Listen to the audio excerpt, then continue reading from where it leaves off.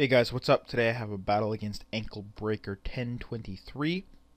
This is a UU match, and it's a really good one. So, I have a lead Shaymin because I figure Napoleon or Gligar might lead to get up Stealth Rock, and I don't know, even a Needle King lead I can kind of surprise unless he's Scarfed.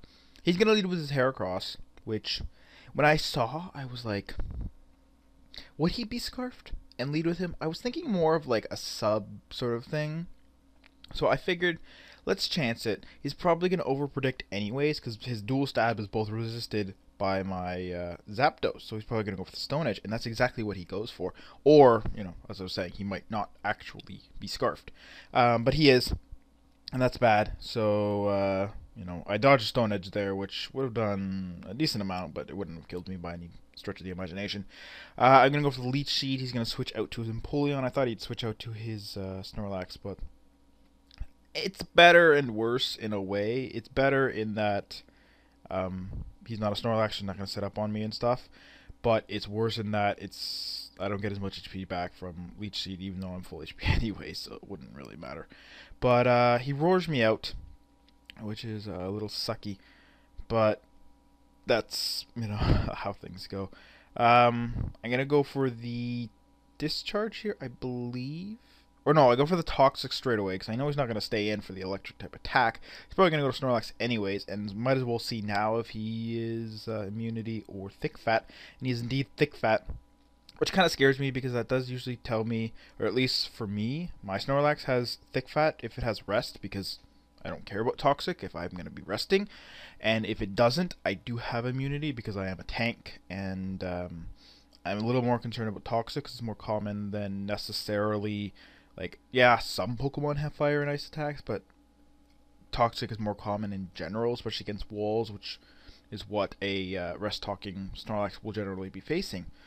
So I roar him out a bunch, and unfortunately I don't have Stealth Rocks up, but whatever, it's still adding up damage and things like that on his Snorlax mainly. And I don't really want to be dealing with him. He goes for the Body Slam, doesn't really do very much damage, which is a good sign, because that means that he's not going to be doing very much damage to me. He goes out to his Nidoking, which sucks because, I every time I see Nidoking, it's just like, I have nothing for Nidoking. I really don't know what I'm supposed to have to really beat him, except maybe a Snorlax. And it just really sucks. So I'm going to switch to Empoleon here on the Ice Beam. But he's actually going to go for the Thunderbolt, predicting that, which kind of risky, like I said, because I do have Lightning Rod on my Zapdos, so that would have done nothing. I was thinking he'd overpredict here, switching back to Zapdos, and I went for the Stealth Rock because I really wanted them up, and unfortunately it didn't pay off. I already knew by the damage that he's not Scarfed, which is why I was predicting him to switch moves, because obviously for Scarf he's not going to switch moves. But I go to Typhlosion, I'm going to go for the Hidden Power, and he's going to switch back into the Snorlax after a little bit of a wait of deciding what to do. And I was hoping he would go to his Houndoom, because I was thinking that was HP Ground. It's actually not, it's actually HP Grass, which is a little bit of a letdown, but, you never have the right Hidden Power for the situation, because the Ground would have been nice for Nidoking and the Houndoom to take the Flash Fire boost. But, yeah, I kind of wanted to go for the Focus Blast too, but I'm like, if he stays in, then, yeah, I'm kind of in trouble. Even though there's no really big reason why he would stay in, but knowing that his Snorlax is Thick Fat anyways, the Fire type attack would do, like, nothing. So I go to Zapdos. He's going to sit in here and Body Slam me a bunch, and I'm going to sit in here and roost and, do Zapdos-y kind of things. I'm going to predict a switch here because, Toxic's racking up, and I'm feeling like he doesn't have Rest at this point. And so I go for the Roar. He's going to switch to Nidoking. I'm going to roar him out to his Heracross. He's going to go for the Stone Edge, which I probably should have roosted on, but I'm going to go for the Discharge. And I feel kind of bad about this because, like, he's been Body Slamming me a bunch, and he didn't get any paralysis. But I go for one Discharge, and I do get it, which was what I was chasing. Because if I didn't get it, I would have to switch out, or I would die, or, he could miss, I guess. But, that's what I was chasing, and that's what I got, so that means I get to roost. And now his Scarfer is pretty much neutralized and fairly useless. I'm not sure if he has Guts or Moxie yet, but he's too slow for that to really matter. I mean, like, a burn or a poison is not a big deal, but a paralysis is bad on a Guts Pokemon, unless, your maybe not Staraptor, Swallow, because you have quick attack. But anyways, so I go back to Typhlosion. Here's where I find out it's HP Grass because it's neutral, unless I didn't leave it HP Dark, so that wouldn't happen. But kills me with a crit Thunderbolt. I don't think that really necessarily mattered. It might have, but again, I'm locked in on HP Grass, although I would have switched out, but that's fine. I don't mind that at all because, you know, mainly because of the paralysis on his Heracross is really what I wanted, even though, like I said, he's doing really half to me, so with Zapdos, and I can wall the rest of his other moves very easily because I resist them. So it's not quite a big deal, but I just have to get a chance to get in and roost before he can, you know, have that same matchup again. So I go to Shaymin, he's going to go to his Empoleon, I'm going to go for the Seed Flare, I'm going to miss the second one, unfortunately. And I was actually worried that because of that, I would not get the KO because of leftovers. And he does right about half with Ice Beam, and I'm like, I am really worried, but it turns out he doesn't live, in fact. So it's alright, but I'm going to get it back right away because he's going to miss Fire Blast, which is kind of hilarious. So now he's going to just start going for the Dark Pulse because he knows I'm going to be an annoying Shaymin and just Sub-Seed on him, and that's, you know, exactly what I'm going to do because I can, and I have the leftovers and the Leech Seed to be doing that sort of thing. And that's why I like Sub-Seed Shaymin. The only problem is, this is like, I need 2 Sub-Seed Shaymins. I mean, I have one, which is, this is my, technically like my OU one, because that's a Hidden Power Fire, because you need it for like Ferrothorn and Scizor in OU, but I need a UU one, because you don't really need Hidden Power Fire as much, but like Excavalier is really the main thing. But Earth Power, well, Bronzong too, but I can Leech Seed him and he's fine. But yeah, the main thing is, like, I need Earth Power for Fire types. I'm doing Arcanine, Victini, things like that. So yeah, I switch out to Hitmontop on the Dark Pulse to figure get some Leech Seed recovery back. But he's going to switch out too, and then he's going to switch to his Gligar because that's his, you know, physical wall and stuff like that. So it does really nothing, which is unfortunate. I think because he didn't see Intimidate, he switched out. He thought I was offensive Technotop, which I am, instead of a Rapid Spin Hitmontop, because why would I not have Intimidate? And, but, you know, maybe either way he would have done the switch anyways. So I go to Shaymin, he goes for the Sub, which is good information because it tells me now my Zapdos can't beat him at all.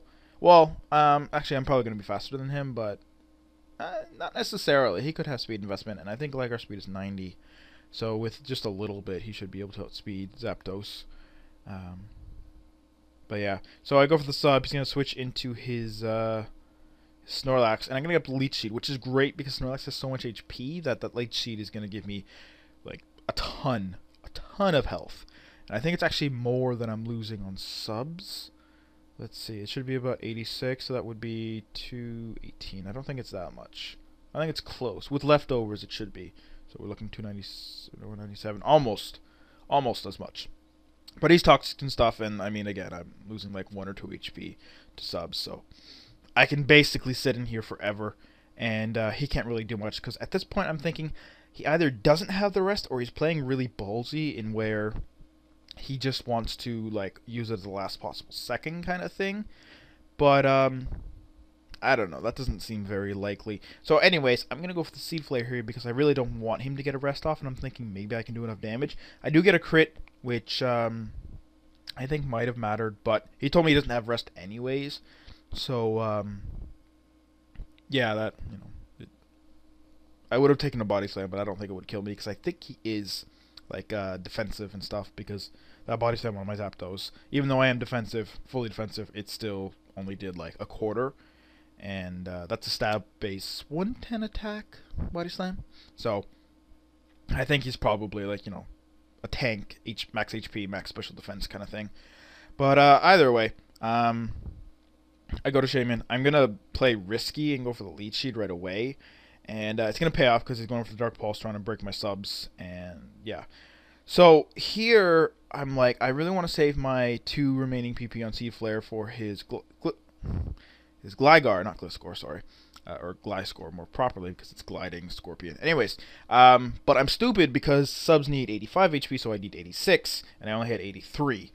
And I didn't even really think about it. I saw yellow, and I'm like, oh yeah, but yellow is not a quarter. Yellow is 20%, which does not make much sense to me.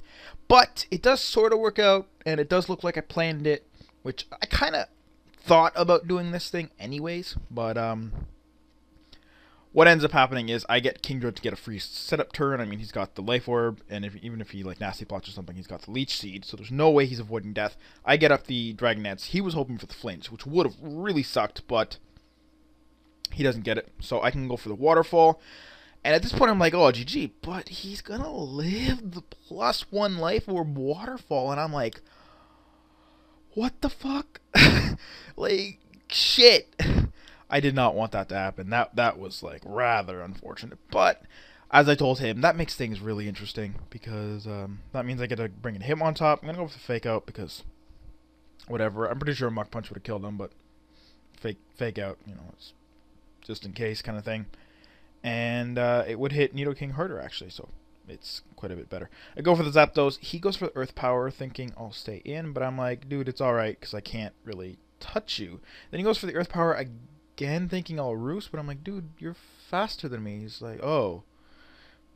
Which was weird. But anyways, like I said, I can't touch him. I have Discharge, Toxic, Roar, and Roost. None of those do anything to Nidoking, like, at all, because he's immune to 2 of them. Roar does nothing, and because he has 1 Pokemon left, and Roost is... I'm not going to sit here and Roost on him. Because I'd die anyways, because he has Ice Beam. And it's doing way more than that. But I bring him on top at the end and just go for the Fake Out Sucker Punch combo. And that quite easily takes him out. So, yeah. What? Yeah, no, sorry. Fake Out's only 60, not 90, because it's not stab. But it does get the Technician boost. Anyways, so like I said, that was a really good battle. Really close match. I mean, 1-0 and him on top was like half dead or whatever. So really exciting. I mean, like I told him, a little bit of hacks to make things interesting. I mean, the whole the paralysis, the couple crits here or there, the misses and stuff. But nothing was really overwhelming, or I wouldn't really say too like game changing necessarily. Because it was fairly even. I mean, but yeah, either way, like, you know, it's a great match. I had a lot of fun, and he had a really good time as well. And I hope you guys enjoyed it. I'm pretty sure you did. So let's all leave it at that, and I'll see you on Wednesday with the viewer's choice video. And it looks like it's going to have to be a mono-type battle. I'm gonna have to cut out, like, I know some people are probably still just watching the video now, but it's like, it's kind of, I need to cut off.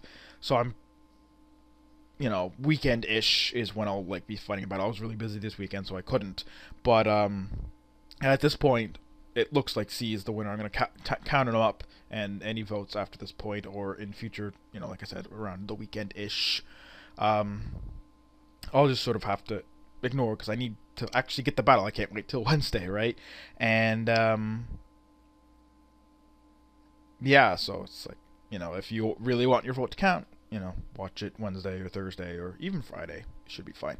So, I'm done rambling, and you all have a nice day.